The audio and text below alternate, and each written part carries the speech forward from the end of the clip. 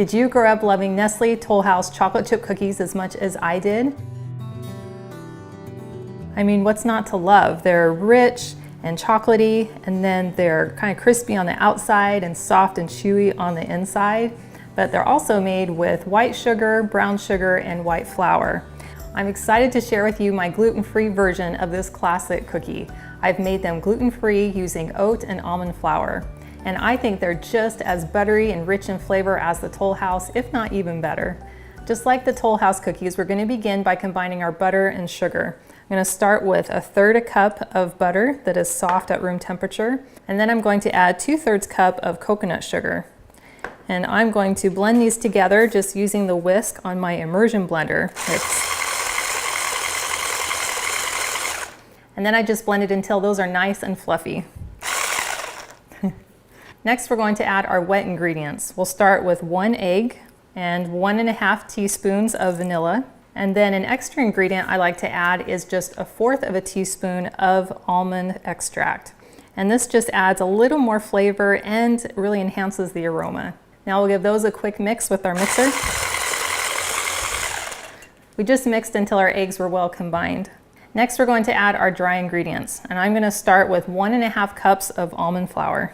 And then I'm going to add 1/2 cup of oat flour. Then I'm going to add 1/2 teaspoon of baking soda and 1/2 teaspoon of salt. And again, we're just going to mix those together just until incorporated. And last but not least, we're going to add a generous cup of chocolate chips. And you're free to use any type of chips that you like. And to avoid over mixing, I'm just going to use my spatula to gently fold those in. Ooh, that looks good. Next, you'll want to line your cookie sheet with just a layer of parchment paper. This makes it so much easier for transferring the cookies on and off of the pan. So now you can decide whether you want larger cookies or medium cookies. I prefer to use my small scoop to make a medium-sized cookie because this dough is soft and the cookies will spread a little bit.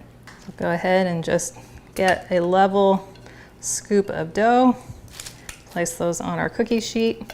Like I said, these will have a little bit of spread, so you'll want to give them about double the cookie dough distance from each other. Okay, this is the part where the cookie sheet is supposed to magically fill up with cookie dough balls. Now I'm going to bake these in a 350-degree oven for 8 minutes.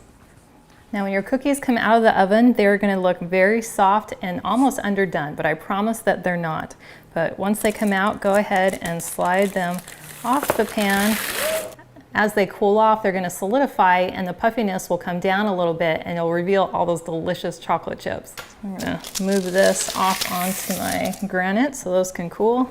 And while I was waiting, I went ahead and prepared another parchment sheet. So I'll go ahead and just slip those onto my hot pan and put those in the oven. You can already see them taking shape and just looking like a classic delicious cookie. Compared to the Tollhouse cookie, you can see how they have a similar size, but of course they're going to have a little more texture to them from the almond flour and the oat flour. But in a blind taste test among my family, they actually preferred the texture of the gluten-free cookie over the Tollhouse cookie. They also felt like it just had a little bit deeper, richer flavor, which they really loved. Well, I have a few here that have already cooled, and you can see that they're just soft in the middle and a little bit crunchy on the outside. Those are so delicious. Wow. It's amazing how just tasting a flavor totally takes me back to my childhood and those Sunday afternoons when we'd make a batch of cookies. These are so yummy, and I promise you will not miss the white flour or the brown and the white sugar. Well, you can see how simple and easy these cookies are to make, and I hope you have a chance to try them out. And if you do, please comment below this video and let me know what you think, and if you made any modifications to make them even better. And if you'd like to see this recipe card and more recipes, please go to my website, gentletummy.com. And I also invite you to like this video and subscribe to my channel. And if you know someone else who you think would love to have a delicious gluten-free chocolate chip cookie recipe that I think tastes even better than Tollhouse, well, please share this video with them. And thanks again for hanging out with me in my kitchen, and I will see you next time.